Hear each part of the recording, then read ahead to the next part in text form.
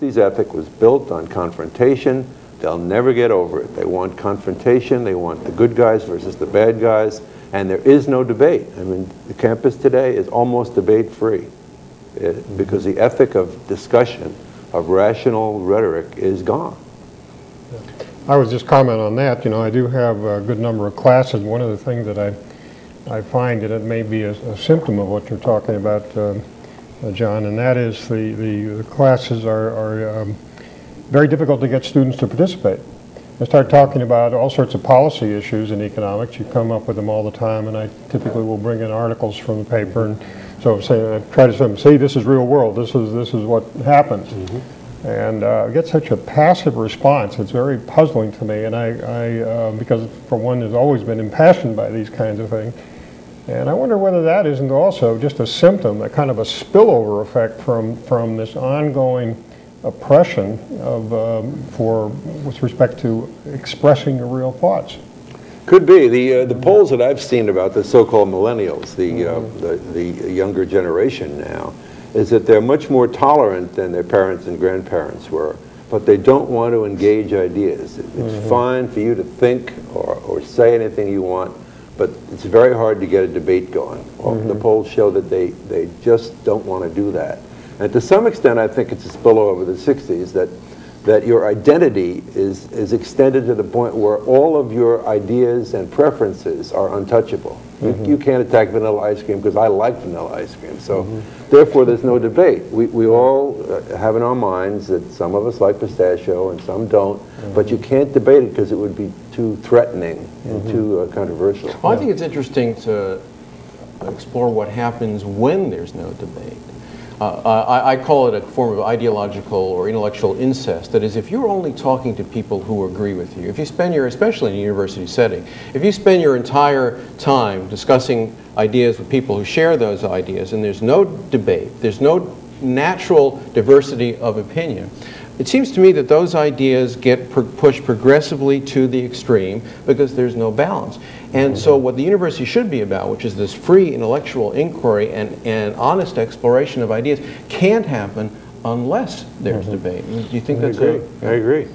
I've used that a quote from Christopher Lasch, the late Christopher Lasch, saying it's only in explaining ourselves to others that we find out what we really think and what we really know. So a debate helps you clarify your half-baked ideas and make them clear. You need them. Go ahead. And I was just thinking too, you know, we talk a lot about, you know, what's happening at the universities. I think we understand the paradox of this. But what would we advocate for a university, say a board of trustees, to ensure the environment that that there is a diversity of opinion, that it can be freely expressed, and that there perhaps are, as Mel was suggesting, certain limits to that expression. But does this ever get put into, codified, shall we say, in the rules of conduct? We see all the negative aspects of it, as you know, per your article. But what about the other? I think it's not. I think that the president's administration should encourage active debate, set up debates rather than just speeches that people are angry about. So I think the leadership is lacking on the campuses. Well, I want to talk more about the lack of debate, but let's talk about how you bring divergent points of view to campus. It seems to me, and this is where I think as a liberal, people on the right can't lead the way against the political correct climate, because it seems to me that in order to have real diversity of opinion, you cannot leave that to the marketplace.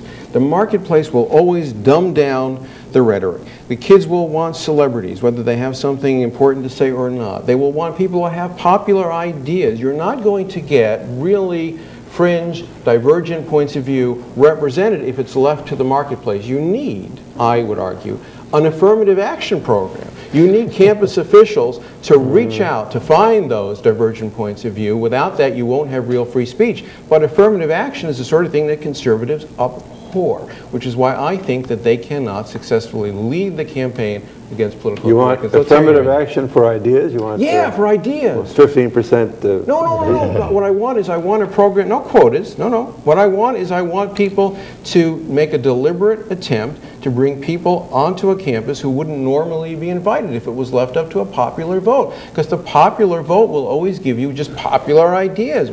That's not free speech. I disagree, Mel. I think that those ideas are already on campus. You've got a very diverse student body.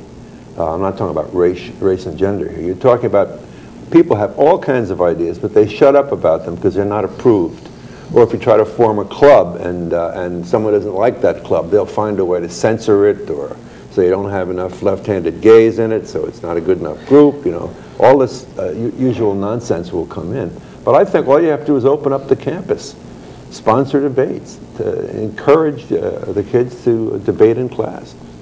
I wanted to give you a little bit of a story that I debated a number of years ago a feminist linguistics professor who had developed theories which I thought were distinctly hostile to men.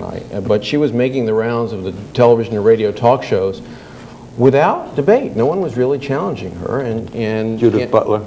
No. No. But, and I'm not going to say a name. But anyway, so I met up with her at a talk show in San Francisco, California. And, you know, I debated her. I thought she was wrong, and I said so. And when the show was over, she fled from the stage into the green room. The producer followed her in there, and from behind the closed door, I could hear this feminist scholar shouting at the producer, "How dare you let him do that to me? How dare you let him do that?" What I did was I disagreed with her. But I think that she was so unaccustomed to disagreement and debate that in her environment in the university, she just presented her ideas and everyone said, "Yes, ma'am," and there was no debate. She honestly saw, I think she was unprepared for disagreement, but I think she really experienced it as abuse. And that's what happens if you're sheltered from disagreement. You experience disagreement as abusive behavior. Well said. That's exactly what's going on. And I think all disagreement is defined as harassment or a hostile environment. Yeah, this case that you cite, John, the Poway case in the Ninth Circuit in, I guess that's California, the north or the left coast there. Talking about, and I guess the case involved a T-shirt that a young man wore. And you know, when I read I've forgotten exactly what was on the T-shirt, but those things can look very offensive and what have you. And it seems to me that you know, we would, I think, agree that students ought to be allowed to have such, as long as the language is not salacious. But you know, that's a method of expressing oneself. It seems to me the problem with that is that there is no forum whereby that idea can be brought in and where the two sides can confront each other, you know, in a nonviolent setting. And I think this goes to the point you were making about the encouraging debates that the administration and the university ought to go out there and actually, you know, encourage these kinds of debates, you know, in a forum, through ways that allow people really to express their ideas without fear. Well, I agree. If it were up to me, I would ban all message T-shirts in high school. And that's what it's about. I mean, one of the anti-gay students wore a very big message saying gays were all going to go to hell. You know, I'm sure that's offensive. And it went all the way up to the Ninth Circuit. George Will says the Supreme Court should have two Supreme Courts, one to reverse the Ninth Circuit, one to do all the other business. Right. The Ninth Circuit is a little out of sync. And the Ninth Circuit said that the gays could have their aggressive T-shirts, but the other side could not, because it was so dear to their identity and they were so sensitive to oppression that. Well, that's the here point. We go again. You know, here we go again. An oppressed group. But you know, to some extent, I must say that makes some sense to me. We give victims. We do give victims. You start an Olympics for most oppressed group. But you need to have not only. I mean, I think you need to challenge the premise that groups who say they've been oppressed might not have been oppressed exactly the way we think. Let's explore some of the limits on free speech, because there are obviously going to be some limits, and let me ask some questions about that. I was a little surprised to hear your response to the Imus controversy, because it sounded to me at least that there was less than full support for him. Now, I do find his show and what he said offensive, objectionable, crude, which is why I think it's so important to defend it, because that's precisely the kind of speech that requires defense. And also I think there's hidden in the language political messages about how how men perceive women that need to be expressed. I mean, we could silence them. We could tell people that they can't use certain